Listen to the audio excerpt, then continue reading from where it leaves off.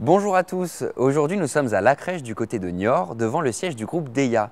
Ce sont des spécialistes de la menuiserie industrielle et de la métallurgie. Nous allons découvrir leur activité et leur métier à travers deux de leurs plus importantes usines, KZ et EDAC. Allez, suivez-moi.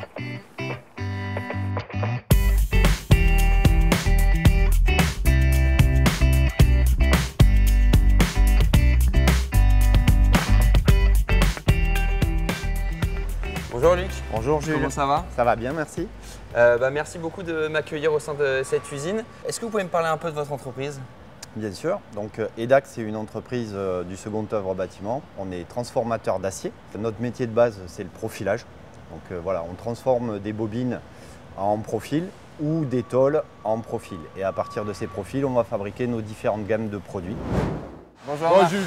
Salut Jules. Comment ça va? Très bien. Merci beaucoup de m'accueillir chez EDAC. En quoi ça consiste votre poste exactement? C'est une machine de découpe, c'est une ligne de production qui représente à peu près 70% de la production d'EDAC, qui consiste à couper les montants à une dimension demandée par les clients, de faire tous les emplacements pour les accessoires, c'est-à-dire pommelles, carters de gâche, tout ce qu'il doit y avoir sur une huisserie, et qui ensuite part au département soudure pour être assemblé. Alors j'aimerais savoir d'abord comment est-ce que vous êtes arrivé chez EDAC et c'est quoi votre métier ici? Chez EDAC, j'y suis arrivé par des accidents de la vie en fin de compte. Je faisais bien autre chose avant. J'étais indépendant et pour la première fois de ma vie, j'ai fait appel à une société intérim. Donc Star People, et donc je cherchais à la base un emploi alimentaire, parce qu'il y a besoin. Et puis je suis rentré dans l'industrie, ça m'a passionné. D'accord, et donc aujourd'hui ça fait combien de temps que vous êtes conducteur des depuis le début de l'année, on va dire. Réellement depuis le début de l'année, avec une période de formation qui s'est étalée sur les 3 derniers mois de 2022. Et voilà quoi, donc maintenant je progresse petit à petit, d'autant que maintenant cette machine a eu un îlot robotisé greffé dessus, donc il y a quand même pas mal de perspectives intéressantes dans ce domaine. J'ai l'impression qu'effectivement on attaque de la technologie de pointe ici. En termes de sécurité, est-ce que vous êtes formé, accompagné? Déjà en termes de sécurité, on a les EPI, tout ce qui est EPI, protection auditive, chaussures de sécurité, lunettes de protection quand on rentre dans la cellule de la LP2. Ensuite, à chaque fois qu'on change de poste, on a les EPI qui sont propres à la fonction qu'on va faire. Donc, mais c'est vraiment un cheval de bataille chez EDAC, la sécurité, et Luc est vraiment à cheval là-dessus. Donc les gens quand ils arrivent sur par exemple un intérimaire, va être accueilli par le responsable du secteur. Il va avoir une première passe de formation, d'explication du fonctionnement général de l'usine. Et là, on va lui faire une deuxième formation au poste en lui expliquant quels sont les bons gestes à faire et les consignes de sécurité. Ensuite, tous ces éléments-là sont formalisés, écrits, affichés au poste et on demande aux gens de les respecter. Donc ça, c'est la première étape et pour moi, c'est la plus importante, c'est la partie formation des gens pour qu'ils puissent travailler en sécurité. Quels sont les avantages qui vous plaisent particulièrement chez EDAC? Ils n'ont pas succombé au chant des sirènes, ça reste quand même une entreprise familiale. Je vais avoir 57 ans, alors on ne va pas parler de la retraite, parce que bon, c'est un vaste sujet, mais je me dis que finir ma carrière dans une société comme celle-là, ce serait plutôt pas mal. Vous faites aussi appel à pas mal d'intérim pour voir à certains postes. Quels sont vos besoins? Pourquoi vous faites appel à l'intérim? Alors on fait appel à l'intérim parce qu'on a malheureusement une activité qui est variable. On dépend des métiers de la construction. Donc nous on répond à nos clients en fonction des commandes qu'ils nous envoient. Donc on a en permanence entre 30 et 50 intérimaires. On est monté beaucoup plus sur les très bonnes années. Sur différents postes, à la fois des postes de manutentionnaires et aussi des postes sur des postes plus techniques où là on va former les gens et si ça se passe correctement, souvent leur faire des propositions d'embauche. Super, c'était une belle visite en tout cas, merci beaucoup. Merci à vous. Et je vais aller voir vos voisins de chez KZ.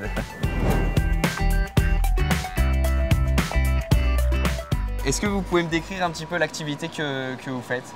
Alors au niveau de KZ, on a deux usines de fabrication. On fabrique des portes de placards, portes pivotantes, coulissantes, pliantes. à la fois en dimension standard, c'est-à-dire en dimension fixe, selon les demandes du client, ou en dimension sur mesure, où là, donc, on s'adapte au millimètre et dans toutes les configurations possibles.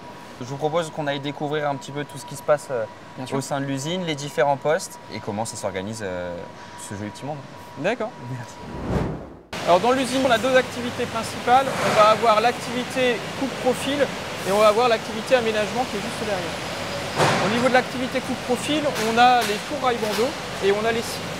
Les fours rail bandeaux, le rail c'est ce qui va au sol, le bandeau c'est ce qui va au plafond et c'est ce qui permet aux portes coulissantes de coulisser. Ici on est à la scie rail bandeau. Donc ici on va venir couper et mettre à dimension les rails bandeaux alu et acier en fonction des dimensions souhaitées par le client pour avoir la bonne largeur de façade. Donc Fabrice va venir chercher dans les civières qui sont derrière lui les rails, les bandeaux.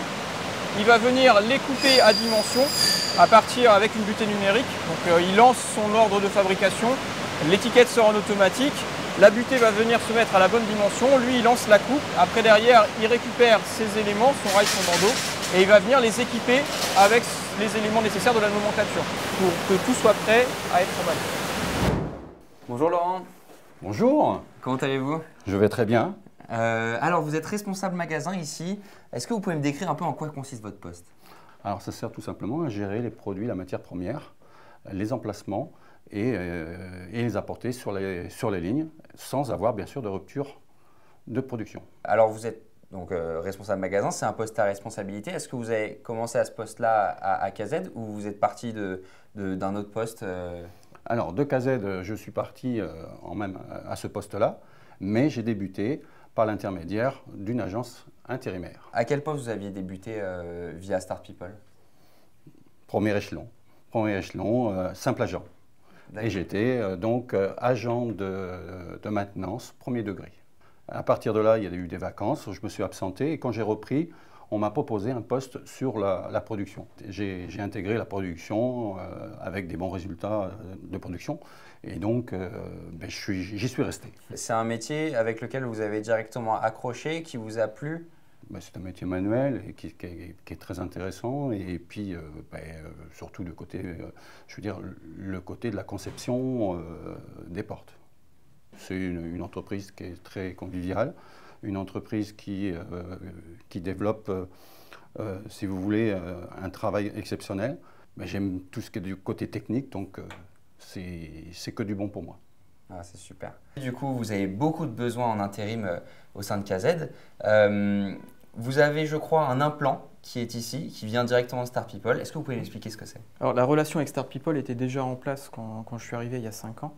Après, elle a évolué effectivement avec la mise en place d'un implant Start People en 2019.